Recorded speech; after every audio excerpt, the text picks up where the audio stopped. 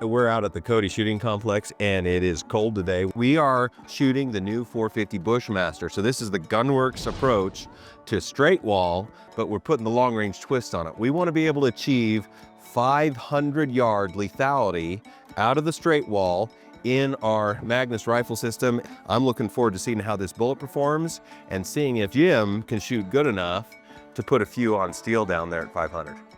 The steel that we're shooting is pretty small. It's a little bit twisted. The wind is going to matter. We do have some variable winds.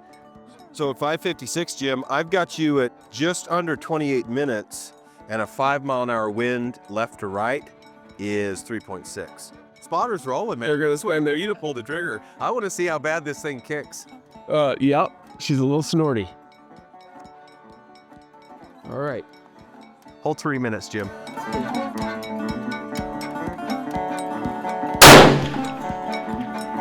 Ooh, whoa. Should have held 4. Okay. Yeah. We're really close. Yeah, for very first theoretic out of the gate. Cold. Don't usually just by 10 inches. Okay. If it was an elk, it was dead. Yeah. If it was an antelope, Maybe not. Maybe not so much. Okay, you ready? Oh, yeah. So you came up a minute. You're going to hold the full value, 4 minutes of wind. Okay.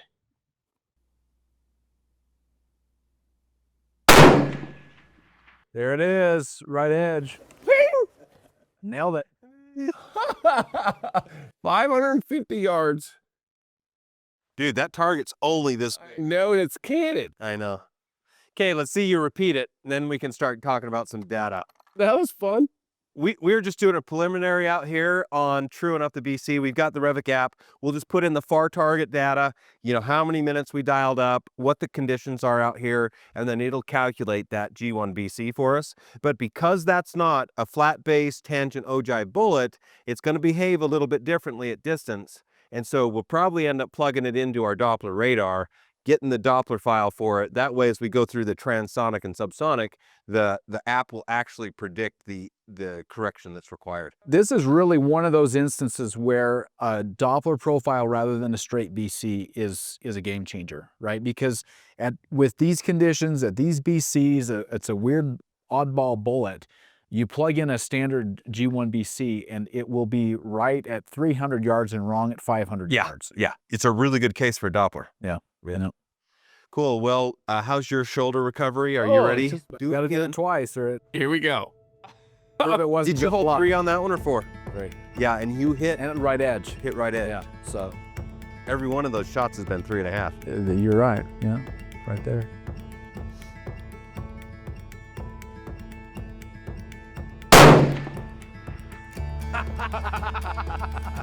You broke it. You killed it. It fell off. No way. It fell off. The stitch didn't fall off. It blew off. It smashed it. What? 327 grain bullet. That's a lot of energy. Pretty hard. Do you think it has enough energy to kill a deer at 500?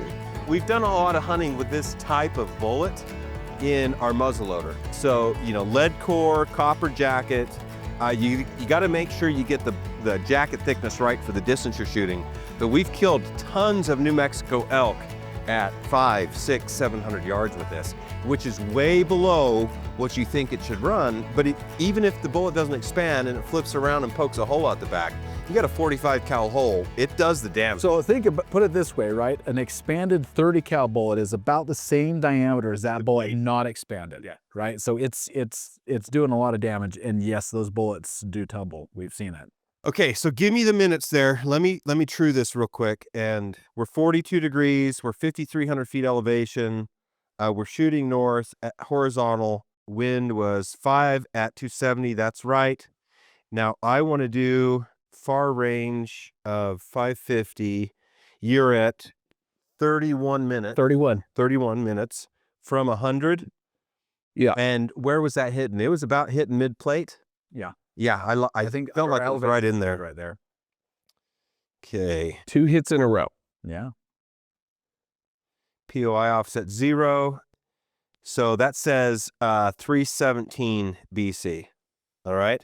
So again, what Landon was saying was because we're dropping through that, I suspect it's not really there. So let me go to the ballistic calculator on the table.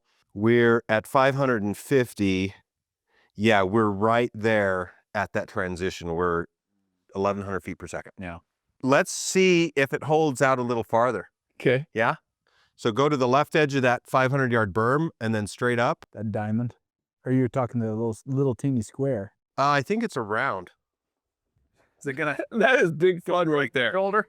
No, actually, it's not that bad. It's not. Okay, we want 34 minutes, and a 5 is going to be a 5-mile-an-hour wind is going to be 5 left. We add 25 yards and it's a minute and a half more wind. Wow. So 34 minutes dialed in. Okay, and you said 5 minutes? Yep. Okay. You guys tell me when you're ready. 2.5, huh? Okay, ready? Spotter ready.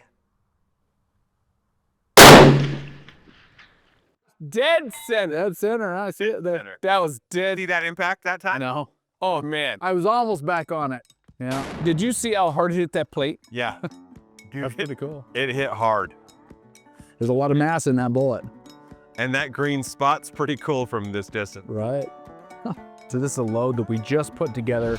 You can see that looks a little different maybe than the traditional straight wall you'd expect to see. We've got a new high BC bullet that we're using here. It's gaining us a lot of ballistic performance to really stretch the legs here. The goal with this project was a 500-yard capable whitetail straight wall cartridge, and we're easily achieving that. 500 yards is easy button. Pretty cool stuff coming down the line. It's just one way for us to take a traditional package platform and really stretch the legs and apply the kind of the gunwork secret to it. Obviously you got the rifle system that needs it, but the ammo behind it is the secret sauce.